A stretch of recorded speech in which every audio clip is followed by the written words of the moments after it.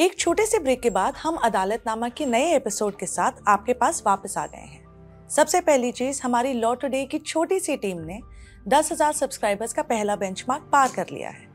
आप सभी का बहुत बहुत धन्यवाद जो हमारा वीडियो देखते हैं और हमारा हौसला और बढ़ाते हैं। यदि आपको हमारा काम पसंद आता है तो लाइक बटन दबाना ना भूलें ताकि हमारी टीम सप्ताह दर सप्ताह आपके लिए ऐसी वीडियोस लाने की और कोशिश कर सकें। और अब सीधे इस हफ्ते की खबरों पर आते हैं।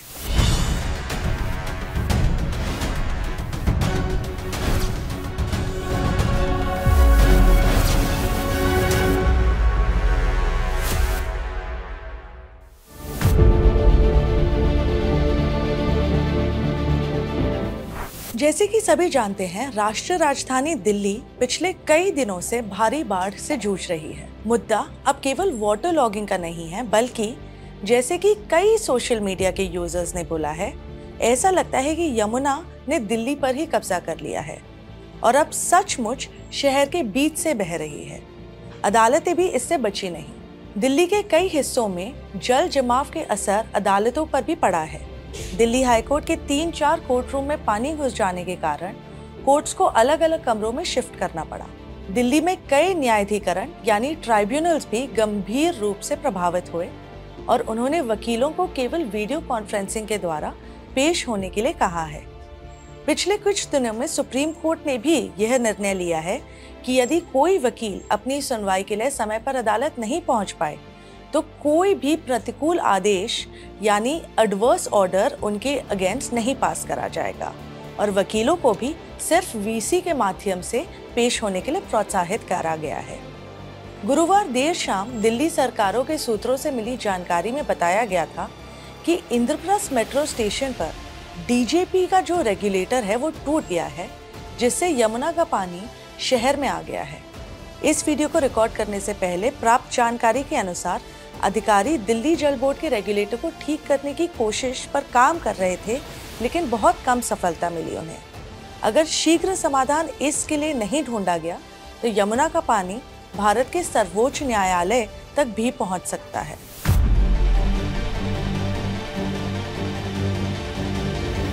ऐसा लगता है कि दिल्ली सरकार और आम आदमी पार्टी को जल्द ही शीर्ष अदालत के समक्ष उनके और उनके नेताओं द्वारा दायर किए गए ढेरों मामलों को निपटाने के लिए एक अलग पीठ और अदालत की आवश्यकता हो सकती है। इस सप्ताह ही सुप्रीम कोर्ट ने दिल्ली में अरविंद केजरीवाल के नेतृत्व वाली सरकार की कई याचिकाओं पर विचार किया।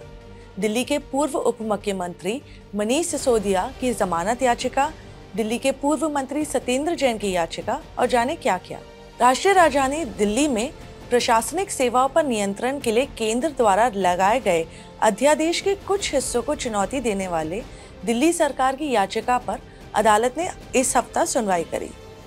आप सरकार ने सुप्रीम कोर्ट के सामने बोला कि केंद्र का अध्यादेश कार्यकारी आदेश के एक असंवैधानिक अभ्यास था, जिसने सुप्रीम कोर्ट और संविधान की मूल्य संरचना को ओवरराइड करने का प्रयास किया है। एक दूसरे मामले में कोर्ट ने सत्येंद्र जैन को थोड़ी राहत देते हुए उन्हें दी गई मेडिकल जमानत भी 24 जुलाई तक बढ़ा दी है। जैन की ओर से वरिष्ठ वकील अभिषेक मनु सिंघवी ने सुप्रीम कोर्ट को बताया कि दिल्ली के 3 अस्पतालों ने जैन के लिए सर्जरी की सिफारिश की थी। हालांकि ईडी आश्वासित नहीं हुआ और उन्होंने स्वतंत्र चिकित्सा मूल्यांकन यानी इंडिपेंडेंट मेडिकल एग्जामिनेशन के लिए कहा है। शुक्रवार को सुप्रीम कोर्ट ने दिल्ली एक्साइज पॉलिसी मामले में पूर्व deputy chief minister Manish Sisodia की जमानत याचिका पर सीबीआई और ईडी को भी नोटिस जारी करा और उनसे जवाब मांगा।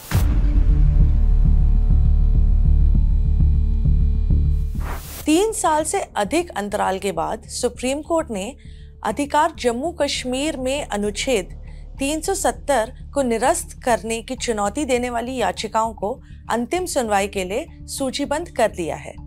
सुनवाई के पूर्व केंद्र सरकार ने सुप्रीम कोर्ट के समक्ष अपने निर्णय के बचाव करते हुए एक नया हलफनामा दायर किया था और बताया कि अनुच्छेद 370 को निरस्त कराने के बाद जम्मू कश्मीर क्षेत्र में कितनी प्रगति की है। इस क्षेत्र में अभूतपूर्व स्थिरता और प्रगति आई है और पथराव की घटनाएं जो 2018 में 1700 से ऊपर पहुंच गई थी, अब 2023 में पूरी तरीके से बंद हो गई हैं। हालांकि एक आश्चर्यजनक मोड़ में सीजेआई की अध्यक्षता वाली सुप्रीम कोर्ट की पीठ ने अगले ही दिन साफ कह दिया था कि मामले की सुनवाई के दौरान केंद्र के नए हलफनामे पर विचार नहीं किया जाएगा।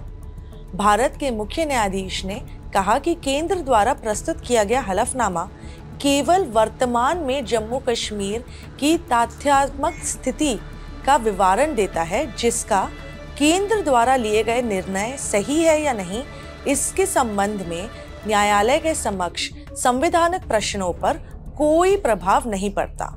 अब 2 अगस्त को सीजेआई चंद्रचूड़ की नेतृत्व वाली सुप्रीम कोर्ट के 5 जजेस की पीठ याचिकाओं पर अंतिम बहस शुरू करेगी। हालांकि सुप्रीम कोर्ट के समक्ष 2 प्रमुख याचिकाकर्ता ब्यूरोक्रेट शाह फैसल और एक्टिविस्ट शैला रशीद ने अब अपनी याचिका सुप्रीम कोर्ट से वापस ले ली है। सुप्रीम कोर्ट ने इस सप्ताह अपना फैसला सुनाया कि केंद्र 2021 में शीर्ष अदालत के फैसले के बाद भी प्रवर्तन निदेशालय यानी एनफोर्समेंट डायरेक्टरेट प्रमुख एसके मिश्रा को दिए गए कार्यकाल को बढ़ा सकता है या नहीं।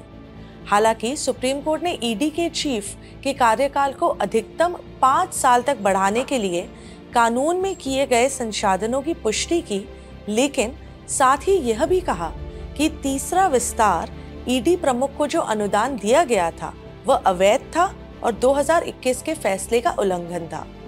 हालांकि सुप्रीम कोर्ट ने उन्हें 31 जुलाई तक पद पर बने रहने की अनुमति दे दी है।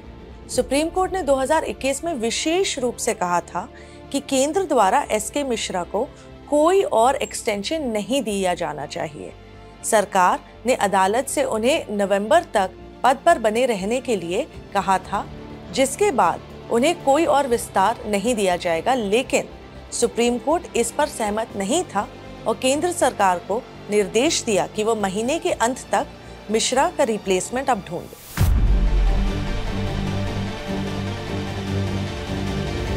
इस मंगलवार को 7/11 मुंबई ट्रेन विस्फोटों की 7वीं बरसी थी, जिसमें करीब 190 लोग की मौत हो गई थी और 800 से अधिक घायल हो गए थे।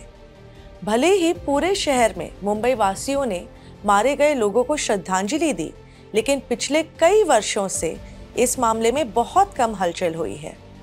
8 साल से अधिक समय तक चले मुकदमे के बाद एक विशेष मकौका अदालत ने ट्रेनों में बम रखने के लिए 5 व्यक्तियों को मौत की सजा सुनाई और 7 अन्य व्यक्ति जिन्होंने उनकी मदद की थी उन्हें आजीवन कारावास की सजा दी गई।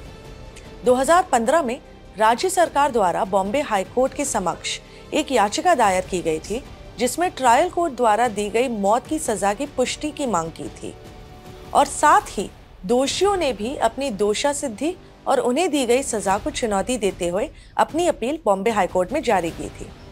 विस्फोट के 17 साल बाद और ट्रायल कोर्ट के फैसले के लगभग 9 साल बाद भी बॉम्बे हाई कोर्ट ने अभी तक मौत की सजा की पुष्टि के संबंध में जो याचिका थी उन पर सुनवाई नहीं शुरू की है। हमें बताया गया है कि पिछले कई वर्षों के दौरान याचिकाओं ने बॉम्बे हाई कोर्ट के लगभग 10 अलग अलग पीठों के चक्कर लगाए हैं, लेकिन मामला अभी भी ठंडे बस्ते में है और अंतिम न्याय अभी भी पीड़ितों और उनके परिवारों को नहीं मिल पाया है।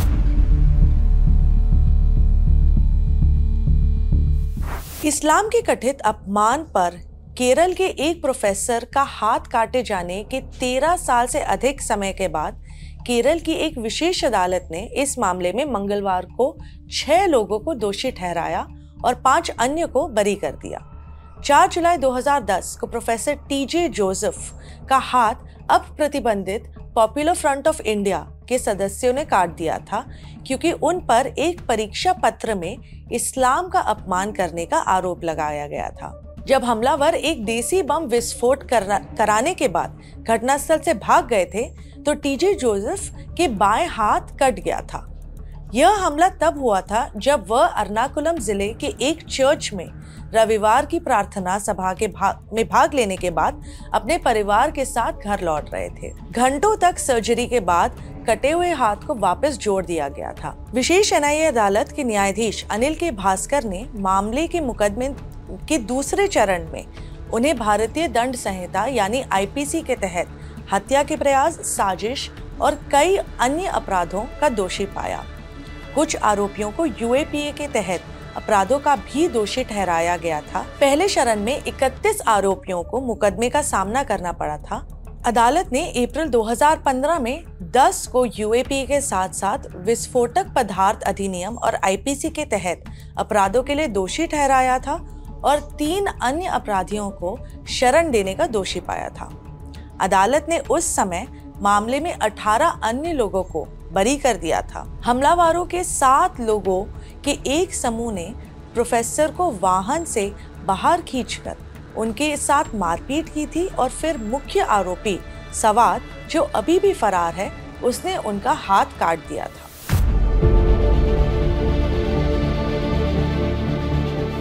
राष्ट्रपति द्रौपदी मुर्मू द्वारा तेलंगाना के हाईकोर्ट के जस्टिस उज्जवल भुयान और केरल हाईकोर्ट के जस्टिस एस वेंकटनारायण भट्टी को सर्वोच्च न्यायालय के न्यायाधीश के रूप में नियुक्त करने के बाद इस सप्ताह सर्वोच्च न्यायालय को 2 नए जजेस भी मिल गए हैं। पिछले सप्ताह एक प्रस्ताव में भारत के मुख्य न्यायाधीश DY Chandrachud, justice SK Kaul, justice Sanjiv Khanna, justice BR Gavai और जस्टिस सूर्यकांत के कोलिजियम ने संकल्प लिया था कि जस्टिस भुयान और जस्टिस भाटी के पास योग्यता, ईमानदारी और सर्वोच्च न्यायालय में पदोन्नत होने के लिए क्षमता है।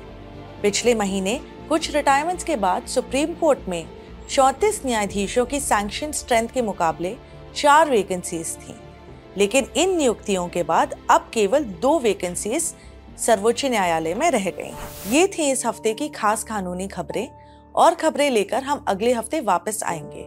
आप अपने सजेशंस, फीडबैक और कमेंट्स या तो नीचे दिए गए कमेंट सेक्शन में हमारे लिए छोड़ सकते हैं या हमें lawtodayofficial@gmail.com पर भी ईमेल डाल सकते हैं। इस हफ्ते के लिए इतना ही। मेरी नलिनी शर्मा की तरफ से शुभ दिन, धन्यवाद और देखते रहें लॉ टुडे।